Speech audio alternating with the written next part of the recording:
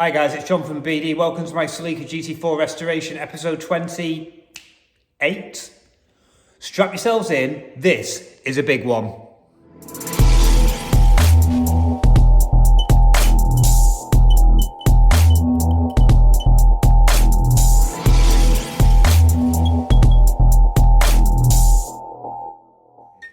Things are getting exciting because we've got 4 new tyres for the Rosa D154 alloys, which are away at the powder coaters getting refinished.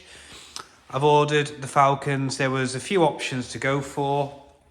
It was between the Falcons, a cheap Pirelli and the Uniroyal. I've gone for the Falcons. I think I've used them before. They don't last the longest, but they're a very progressive tyre, whereas you start to feel when you're starting to lose grip, it lets you know, rather than grip, and then none. They run at 70 decibels, which is, not too bad. The Uniroyals, I think, were 72, and that extra 2 decibels can make a difference. They're good in the rain, and they're not too shabby in the dry, so I'm happy with them.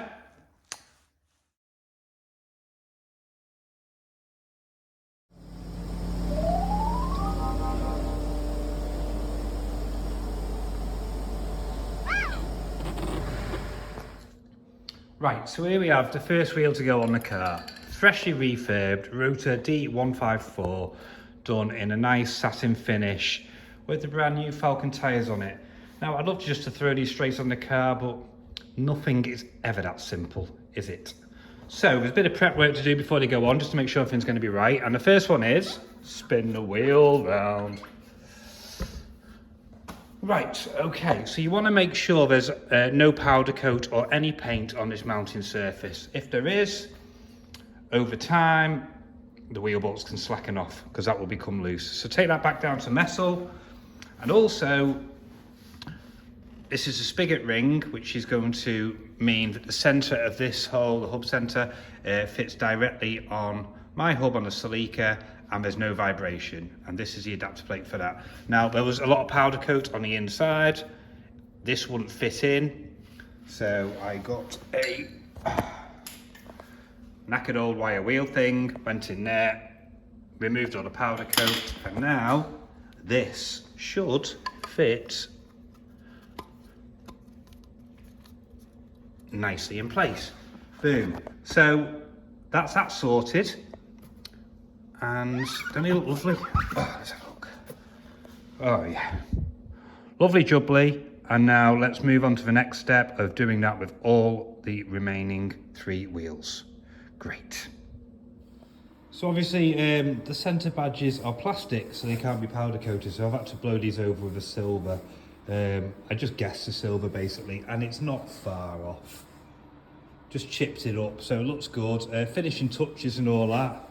Yeah, be able to get them on soon. Getting excited.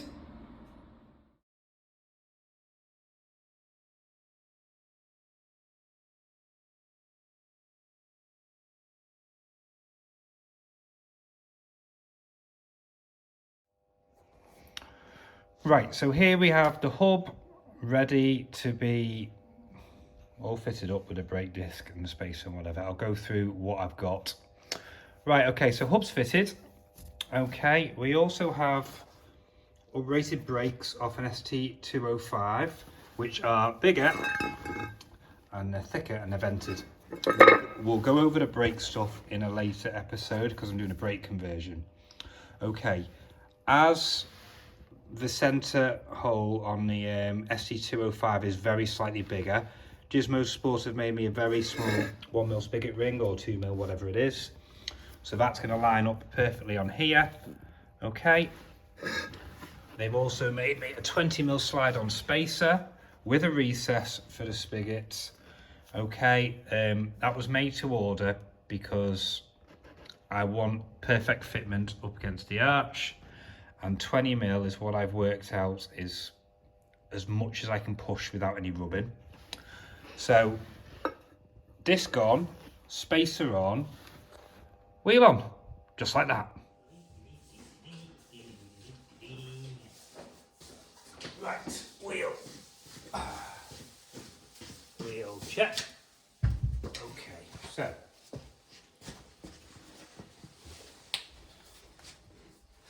there's going to be a bit of movement on the disc. Sometimes they have on the SC205 they have locator screws which would go through the disc and into the hub. We haven't got this on this hub. I don't fancy re-drilling it, but when the caliper's on, it's going to hold everything in place while we get the wheel on. When the wheel's on and it's tightened up, it pulls everything in. Okay, so we're going to go for that. Go on there like so. Fits nice. Space is going to go on.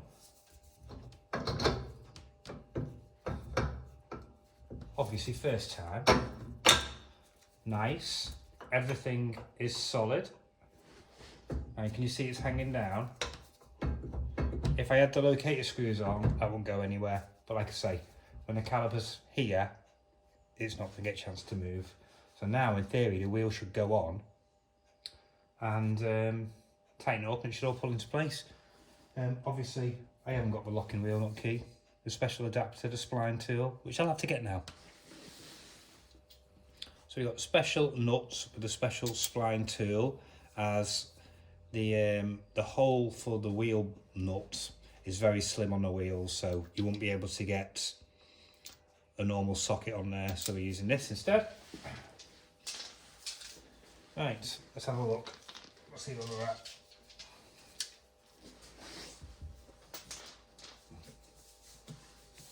Pretty big moment this, actually. And obviously I've done my shoulder in, so I shouldn't be lifting wheels really. Right.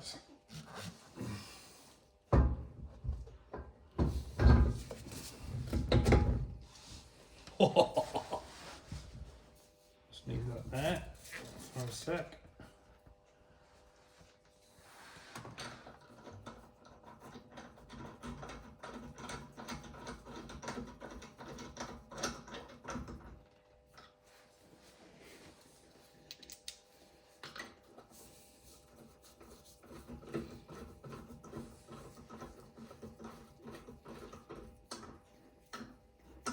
How good does that look already?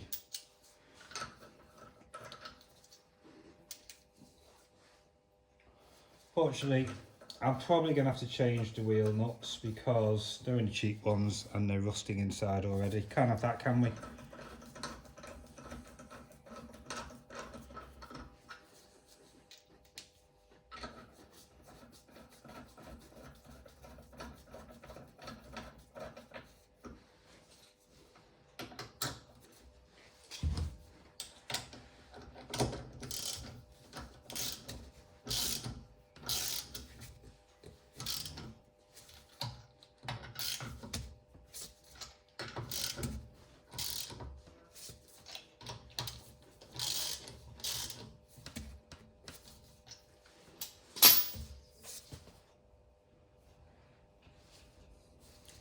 There we go.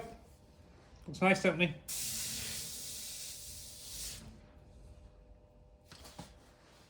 Suit the car. Obviously, when it's lowered and the camber goes in, we should just nip up just behind that arch there. We like a bit of stance, don't we?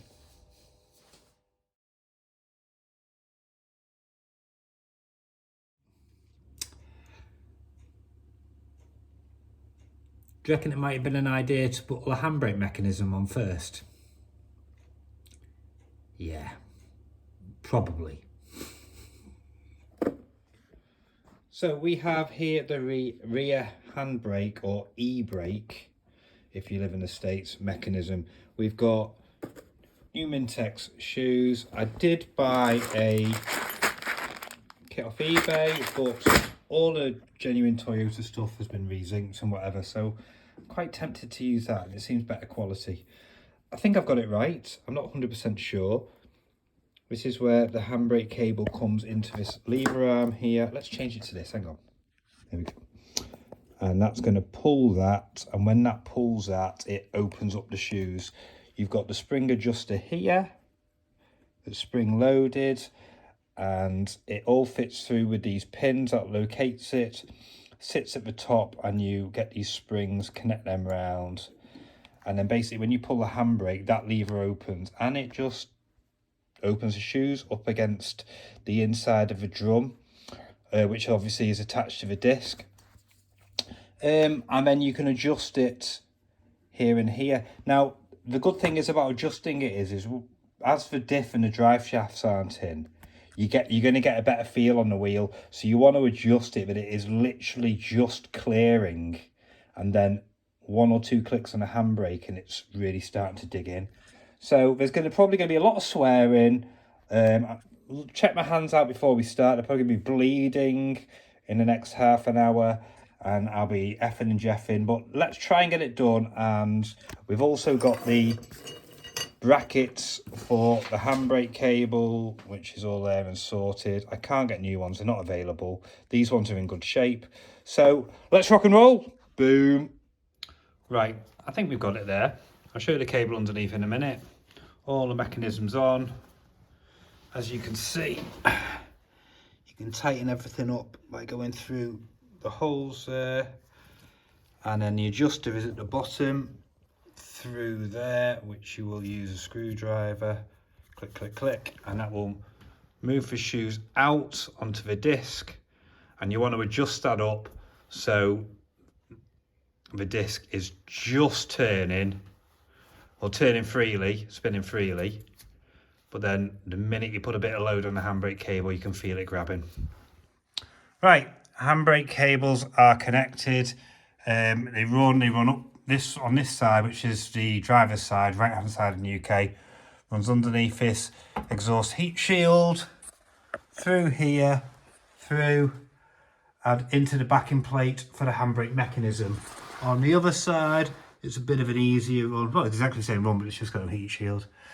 All the brackets there, all been greased, and then these ones here locked in place. So yeah, handbrake mechanism is sorted, and there's a reason I had to do that, and I'll go through that now.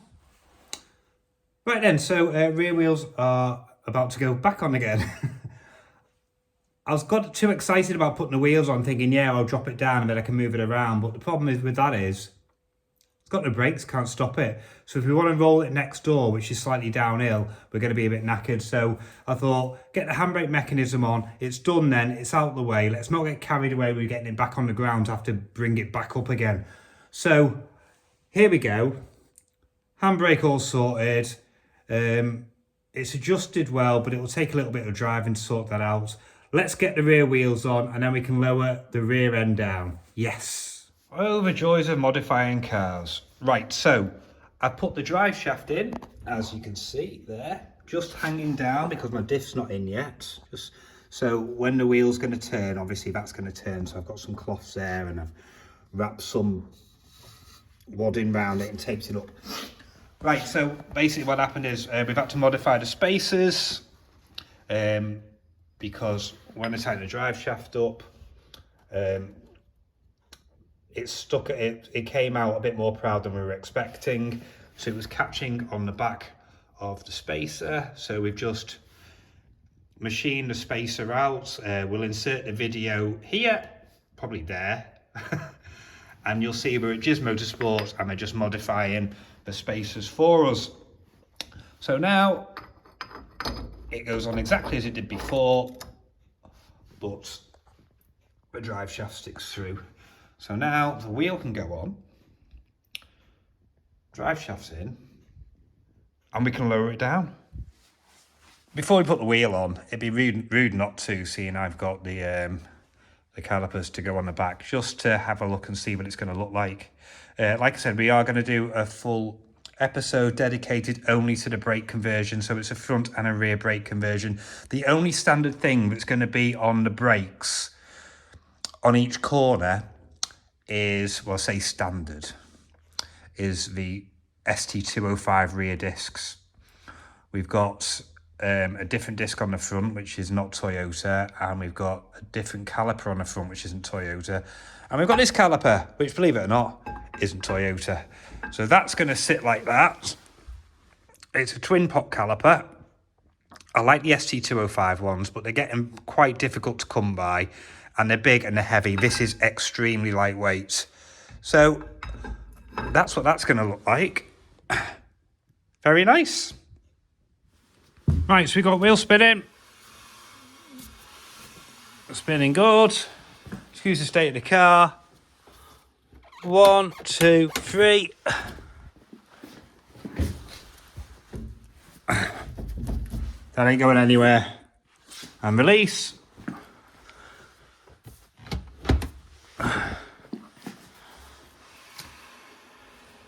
Boom.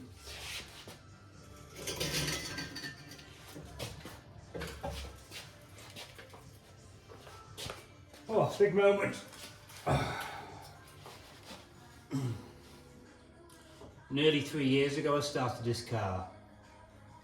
This is a bit of a milestone today, getting it back on its wheels.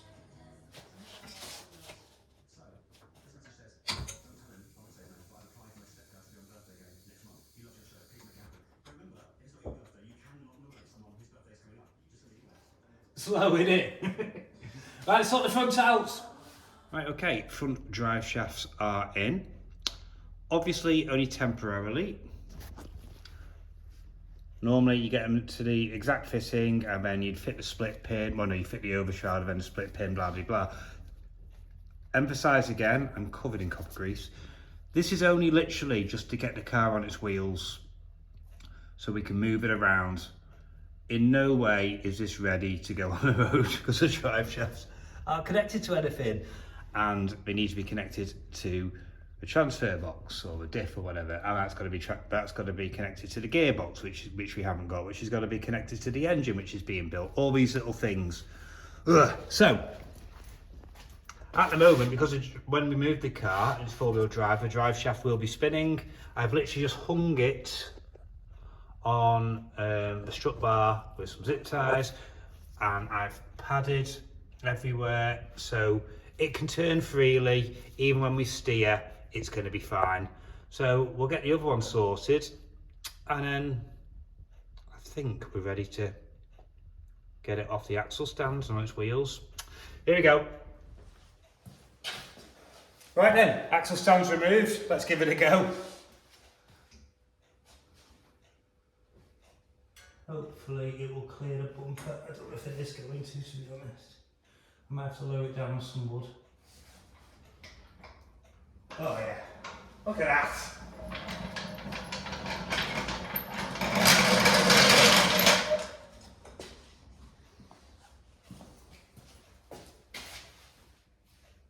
There we go.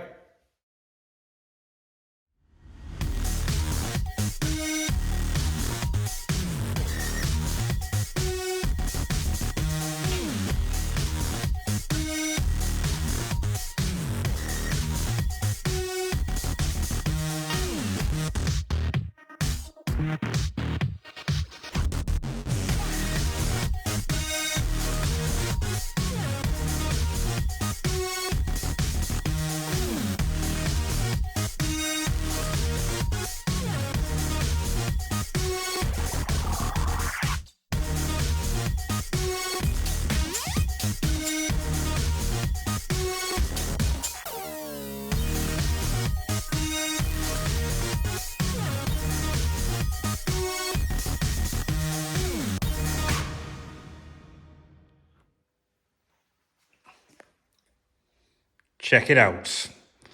How nice does it look? It looks awesome. I didn't think you'd be able to, but you can see the brake discs through. Wait till you see the massive calipers for them. It's riding a little high at the moment because obviously there's no engine and gearbox. There's not an extra weight pushing it down, but it's all going to need an alignment and a setup anyway. Coming round, we're going to get ready for putting the interior back in.